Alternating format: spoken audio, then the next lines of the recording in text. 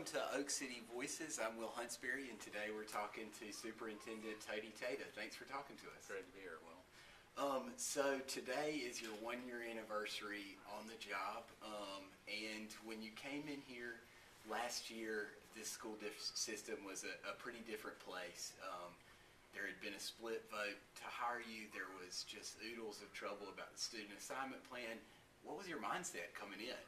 Well, my mindset coming in was just to do the very best job I could, leading the school district and helping the board become a unified governance team that inspires confidence in all stakeholders. And if you take a look at the advanced ed report that has recently been released, it says we sort of did that so far, and we're making good progress. So I look forward to another year of making that kind of progress.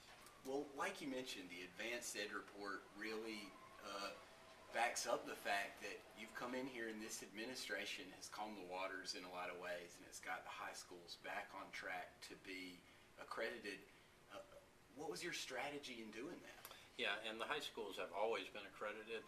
We went from WARN to advised status, which is an improvement in the oversight from advanced ed, whom we pay to provide this oversight. And the strategy was to take the initial report back in March very seriously, to cull through a lot of the language there that upset some people, and then take a hard look at the 7 required actions. And we took each required action and said, well, what do we need to do to accomplish required action 1, 2, 3, all the way to 7? And we had several sub-actions that then we developed, and we began working on them. We tasked them out, and we closed the loop. We made sure that people were executing. And what they came back with and says, 5 of them you've already completed, and 2 you're working on, and one of them's the strategic plan, which is going to take another 6-7 months to finish, I think, because you want it to be a community collaboration event. And so I feel like we're on a good azimuth here. Well, you mentioned checking off those boxes one by one and really getting in there, and you also mentioned the language. What was the takeaway from how you could change the language that was being used?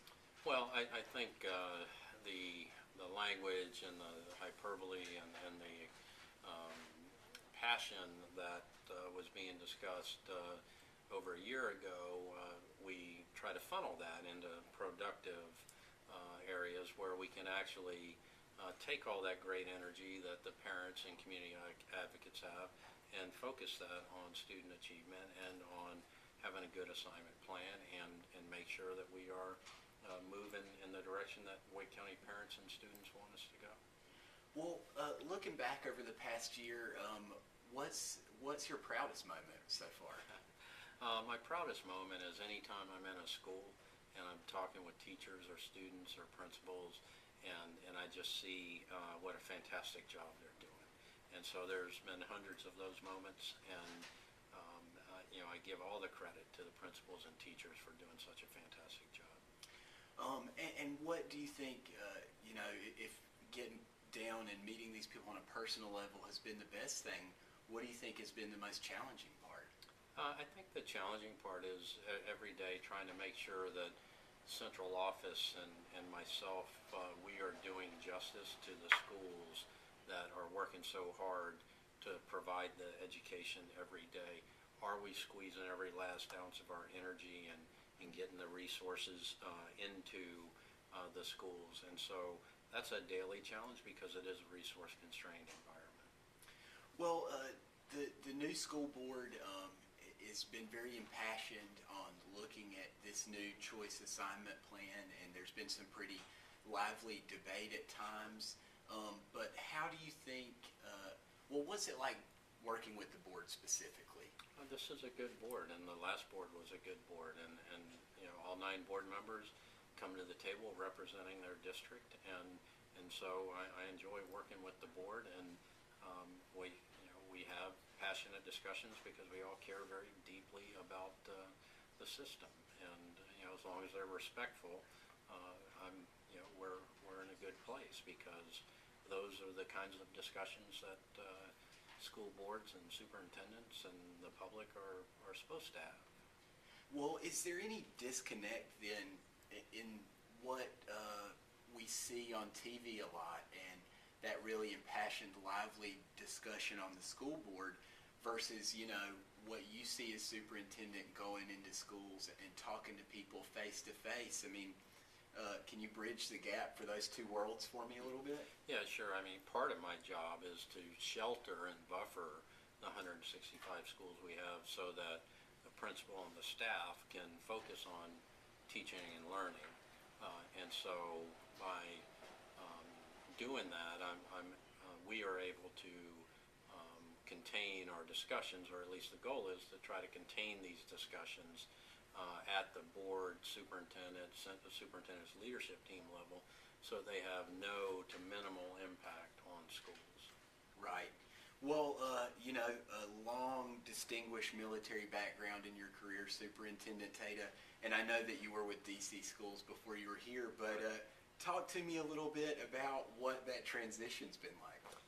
It's been a great transition because when you look at it, the Army is one of the great teaching and learning institutions in the country, and the structures are very, very similar, where you have remote Army bases all around the country or around the world, and you have the Pentagon, which is like central office, and then you get pumped out different curriculum that you have to train soldiers on. And so you take this standardized curriculum and you train people to teach that, and there are people that are qualified teachers and they are trainers, and they train our soldiers. And so it's very similar to having central office, having 165 schools, and making sure that every principal and every teaching staff is getting the curriculum that they need and getting the support that they need.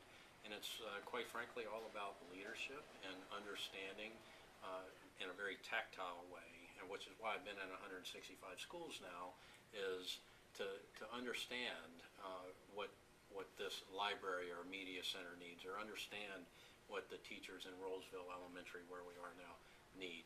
And so I take that back and I go back and I talk to my leadership team, and we try to get the resources forward to the folks. And so there's no difference than this or when I was in Afghanistan with 91 forward operating bases, continuously doing battlefield circulation, as we called it, and making sure that the troops had what they needed to carry out their mission. Here, I'm just making sure that my teachers and principals have what they need to carry out their mission. So how long could you see yourself staying in Wake County then, Superintendent? I want to be here as long as the parents and students and citizens of Wake County want to keep me here.